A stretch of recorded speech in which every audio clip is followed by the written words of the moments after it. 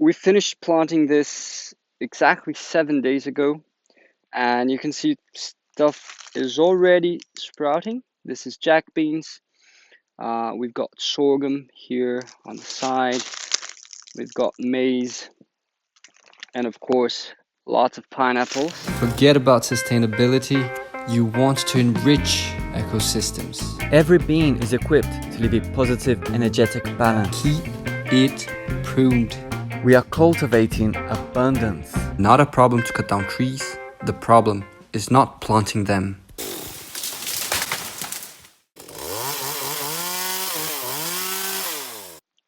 What is up, YouTube? Welcome to the Agroforestry Academy channel. Today I'm going to show you a new plot I'm planting. I should be finishing it in a couple of days. It's this one here in my back, which is already planted, and then this one here now on my back, which I'm working on right now. This is a corridor. You can see it's a corridor in between some plots which have already been established for a while, and this one specifically was planted during the 10th agroforestry course we had here in the farm, so it's pretty nice. We started doing the courses here in 2015, and we just had the 10th edition, so it's quite an achievement. We finished planting this exactly 7 days ago, and you can see stuff is already sprouting. This is jack beans. We've got sorghum here on the side. We've got maize, and of course, lots of pineapples were planted, and then prickly pear on the edges of the beds. So let's take a stroll around. The jack beans are quite nicely sprouted. Doesn't seem like any of them failed, which is a good thing because they are the ones that I'm counting on them to cover this part of the soil which was left uncovered. I'm going to show you the plot which I am working on right now to give you an idea of what, how we're going about planting this stuff.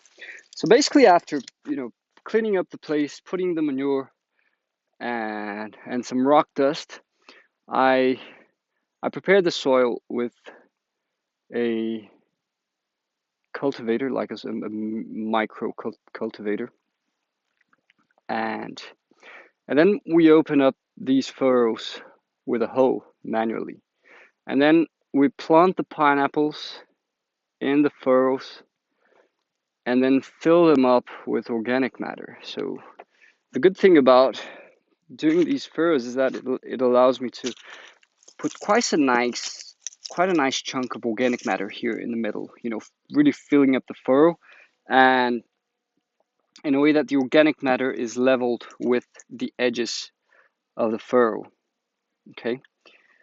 Then what I would like to do is to fill up the corridors, the paths, with enough organic matter as to again fill it up, leveling it with the edges of the furrow. Right. This will what this will make.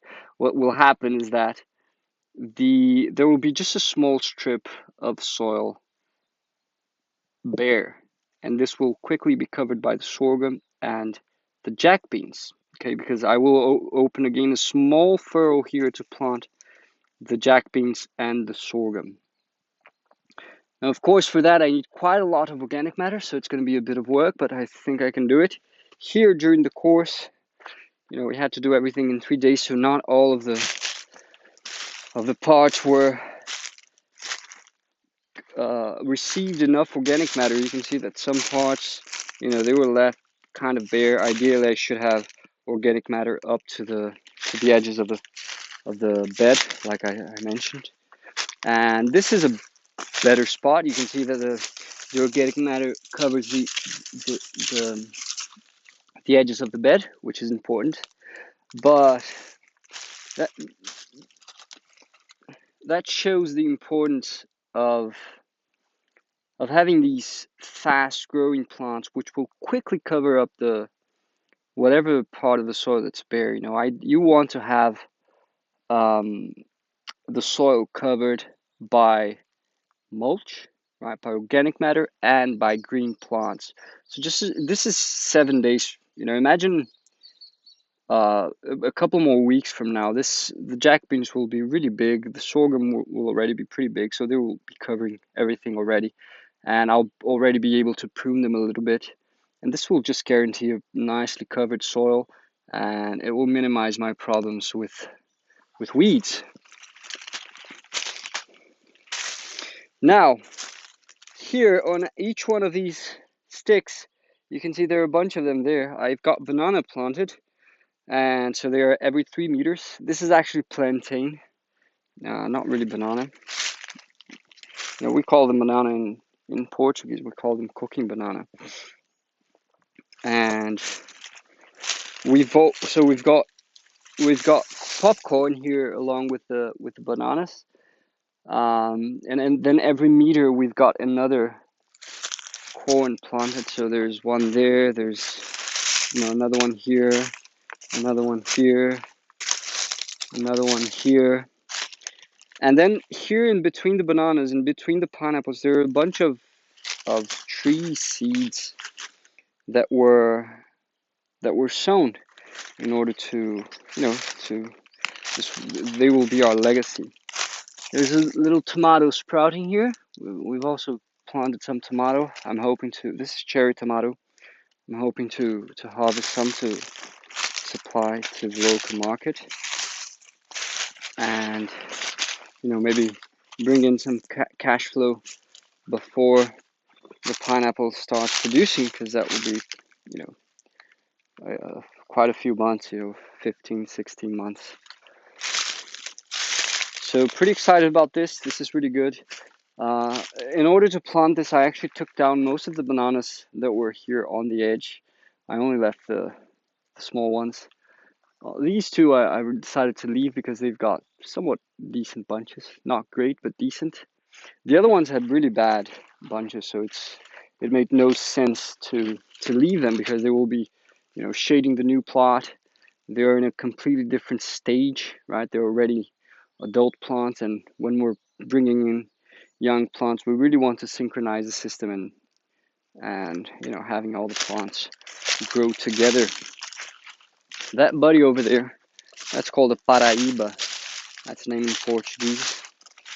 Scientific name, Cimaruba amara. And it was pruned, as you can see. It had at least 4 times that canopy, and just brought it all down. All this organic matter that you see in the corridors belongs to that plant. I estimate that plant gave me at least 100 kilos of organic matter, probably more, but at the very least 100 kilos. And in 4 or 5 months, it's going to have produced another 100 to 200 kilos, and I will prune it again. So it'll be producing organic matter all the time for me, which is pretty great. Over there you can see a row of pineapples, which is already setting fruit, which is good. One thing which is really important when you're working with in a abandoned vegetation, as is my case over there, you've got lots of regrowth, plants, trees that were cut several times over the years, and this is what you get. You get like a tree that's got like 1, 2, 3, 4, 5, 6, tens of different sprouts. You really want to cut all of these down and just allow one main branch so that the plant actually gets an architecture of a tree instead of the clump of stems. And of course, I'm going to come with the chainsaw later and really clean this up. Otherwise, it's going to be resprouting forever. You usually get this when you have really degraded vegetation that's continuously cut. They will do this, and this is not good for us because these clumps, they really occupy a lot of space, and they clog up other stratum which does not belong to the plant. This specifically is a high stratum plant, so it really needs to be up there. And if it's wasting energy with 10 different growth points, it's not gonna go and occupy its proper place. So we really want to organize trees in a way that will make our life easier, will open up space for the other plants so that the strata can be properly occupied. So this is something important. And I'm also gonna prune it over there, take at least 70% of this canopy so that I put more organic matter on the soil and stimulate it to regrowth. So here you've got a banana that was planted here. There's a banana nest here, and I'm still gonna cover it. I've just finished planting that row of pineapples, and now I'm gonna start planting this one. So yeah, it should be a couple more days till I'm done. I'm gonna make sure to update you on it. A couple of weeks from now, I'm gonna record another video. And if you're in our Patreon community, I'm gonna be sharing with you soon some numbers of the system. I'm writing down everything. How much time I spent planting, how much time I spent covering the soil, how many hours of tractor, how much manure, so that you can get an idea of the numbers of how much it costs to plant a small plot like this. This is about 300 square meters. Once it's done, we're gonna have about 600 pineapples planted, between 500 and 600 pineapples planted, 16 or 17 banana plants, and then all the trees, all the tomatoes, all the prickly pears, also, obviously all of the other plants that accompany them. So I'll be sharing the numbers with you. And that's it for today. That's what I wanted to share because it's pretty exciting, this new plot coming up. I hope to soon start expanding the agroforestry to this part over here, because right now I've got about 1/4 of a hectare here that's already planted. Once we finish this, I'm actually completing 3,000 square meters, so a bit more than 1/4 of a hectare. And I've got another, if I'm not wrong, I've got another 2,000 or 3,000 square meters here in this part, which I expect to plant, in the next 6 months or so.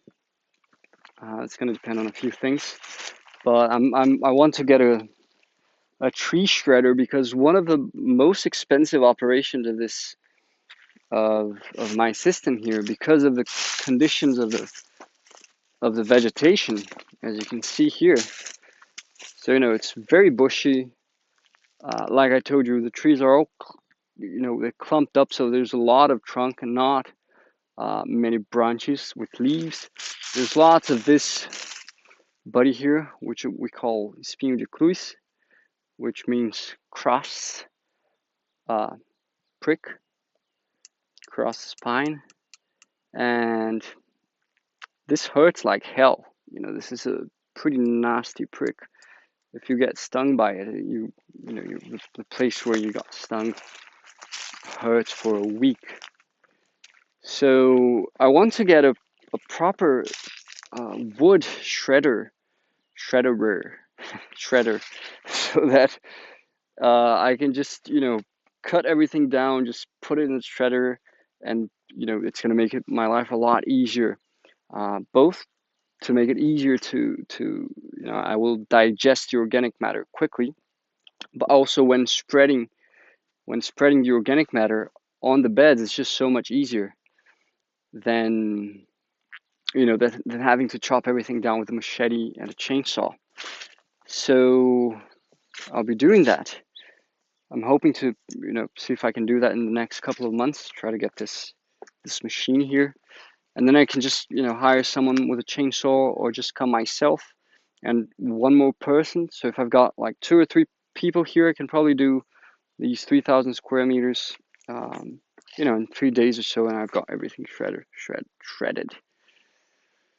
Hoping to do that soon. Definitely will keep you updated, and I'm gonna go up on my car and give you a nice overview of the system for us to end this video with a nice sight. Ooh, there you go. This is the agroforestry.